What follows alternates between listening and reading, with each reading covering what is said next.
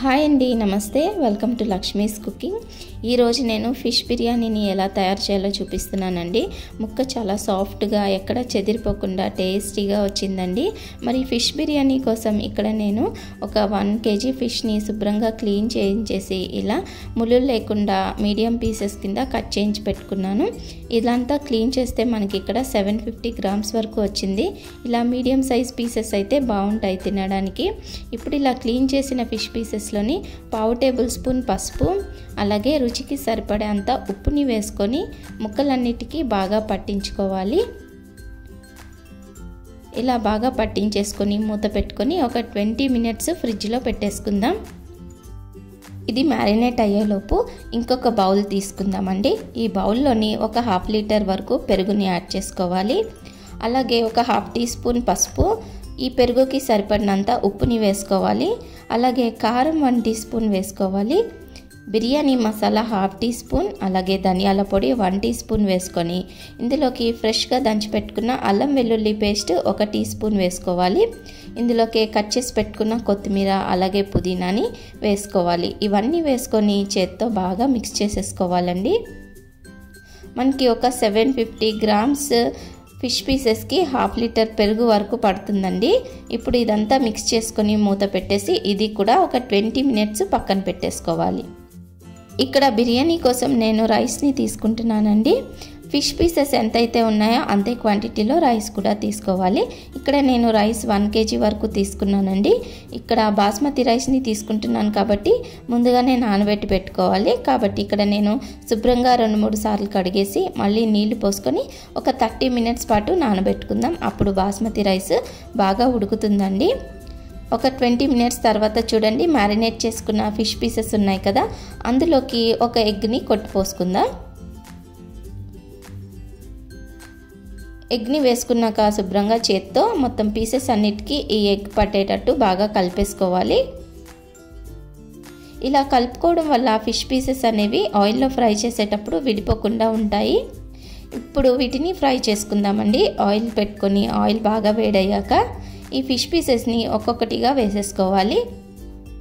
వేసుకొని ఒక 50% ఇవి ఫ్రై అయ్యే వరకు ఫ్రై చేసుకోవాలి. మరి గోల్డ్ కలర్ వస్తే ఫిష్ పీసెస్ అనేవి హార్డ్గా అయిపోతాయి కాబట్టి ఒక 50 to 60% ఫ్రై అవుతే సరిపోతాయి. చూడండి, ఇలా ఫ్రై అయ్యాక వీటిని ఒక టిష్యూ పేపర్లోకి తీసేసుకుందాం. ఇదే విధంగా మిగిలిన ఫిష్ పీసెస్ని కూడా ఫ్రై చేసుకొని రెడీగా పెట్టుకోవాలి. చూడండి, ఇలా అన్ని పీసెస్ని కూడా ఇలా రెడీ చేసి పెట్టుకున్నాక ఇప్పుడు మనం రైస్ని కుక్ చేసుకుందాం. దానికోసం ఒక గిన్నెలోకి వాటర్ పోసుకొని అందులోకి సరిపడినంత ఉప్పు వేసుకోవాలి. రైస్ ఉడికేటప్పుడు మనకి పొడి పొడిగా రావాలంటే ఇందులోకి కొద్దిగా ఆయిల్ కానీ నెయ్యి కానీ వేసుకోవాలి. అలాగే కొద్దిగా కొత్తిమీర, పుదీనా, అలాగే చెక్క, లవంగాలు, యాలకులు అన్నీ వేసుకొని మూత పెట్టి ఒక 5 నిమిషాలు వేడవ్వనివ్వాలండి. ఇలా వాటర్ వేడయ్యాక నానబెట్టి పెట్టుకున్న బాస్మతి రైస్ని వేసుకొని ఒక 5 నిమిషాలు కుక్ చేసుకోవాలి. అంటే మనకి ఇది ఒక 70% ఉడకాలండి. అలా ఉడికాక దీన్ని ఇప్పుడు వాటర్ నుంచి సపరేట్ చేసేసుకుందాం. అంటే వాటర్ని వంచేసుకుందామండి. ఇలా వంచేసుకున్న తర్వాత రైస్ చూడండి మనకి ఇలా తయారవుతుంది.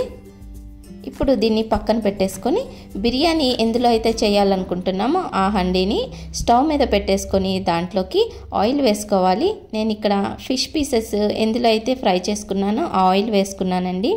ఆయిల్ వేసుకున్నాక ఇందులోకి 4 ఉల్లిపాయల్ని ఇలా పొడుగ్గా స్లైసెస్ కింద కట్ చేసుకొని మంచి రంగు వచ్చే వరకు ఫ్రై చేసుకున్నానండి. చూడండి, ఇలా బ్రౌన్ కలర్లోకి రావాలి.